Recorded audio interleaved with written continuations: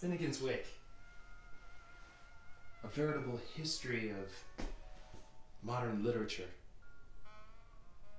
Let's read episode 3.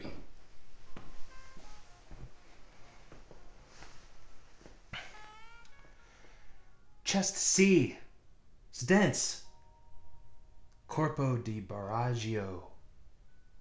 You spoof of visibility and a freak frog, of mixed sex cases among Goat's Hill Cat and plain mousy Bigamy Bob, and his old Shanvacht. The Blackfriars treacle plaster outrage belittled, therewith was released in that King's Rick of Humidia, a poisoning volume of cloud barrage indeed.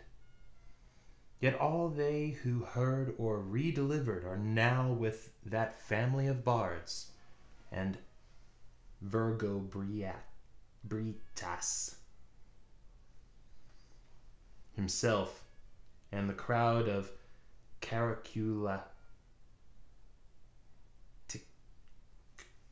Ticors, as much no more as be they not yet now, or had they not ever been, can be in some future we shall presently hear amid those suave players of Inkerman and the mime mumming the Mick and his Nick miming their Maggies, Hilton St. Just, Mr. Frank Smith, Yvonne St. Austell, Mr. J.F. Jones, Coleman of Lucan taking 4 parts, a choir of the O'Doyles, double-sixing the course in Fenn Matt Call, and the Servan Furies of Loch Neach, Galloper Tropler, and Hurlequin, the zitherer of the past, with his merrymen all, Zim Zim, Zim Zim, of the person's sin, this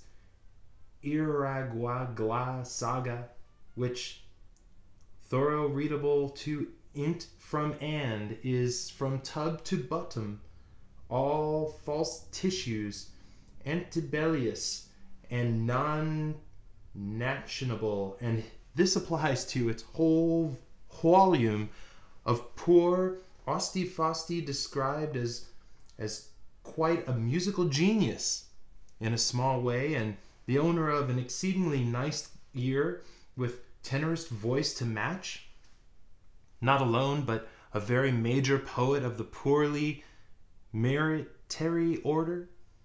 He began Tuonisonian, but worked his passage up as far as the we all hang together Animandovites. No one end is known. If they whistled him before he had curtains up, they are whistling him still after his curtains doom's doom. If his husband, poor old Ahara Okaroff, crestfallen by things and down at heels at the time they squeak, accepted the Zashnok, Andries shilling at the conclusion of the Crimean War, and having flown his wild geese, Alhoned in crowds to wander on like Shuli Looney, enlisted the Tyrone's horse, the Irish whites, and the soldiered a bit with Wolsey under assumed name of Blanco Fuslivnova Buklovich Superius. After which, the collar and the marble halls of Pump Court, Columbarium, the home of the old Sea-Kings, looked upon each other and queeth their heaven evermore, for it transpires that on this other side of the water it came about, that on the field of Vasilev's Cornix, inauspiciously with his unit he perished, saying this papal leafless to old Chatgiv, Ral Chal Klats for Mouther in Luth, Boyle, old dear Paul Horan, to satisfy his literary as well as his criminal aspirations, that the suggestion thrown out by the doomster in loquacity, lunacy, it so says the Dublin Intelligence, was thrown into a Ridley's for inmates in the northern counties under the name of Orani, or he may have been the utility man of the troop, capable of sustaining long parts at short notice, He was. Sore did Sam, a dour decent de Blancer, the unwashed haunted always by his ham, the unwished at a word from Israfel, the summoner, passed away painlessly after life's ups and downs. One Halloween night, ebrus and in the state of nature, propelled from behind into the great beyond by foot blows, Colin couted upon his oyster, and alas, on behanged and behooved his and behicked and behulked of his last fish and blood bed scrapers, a Norwegian and his mate of she-wolving class. She-wolving class.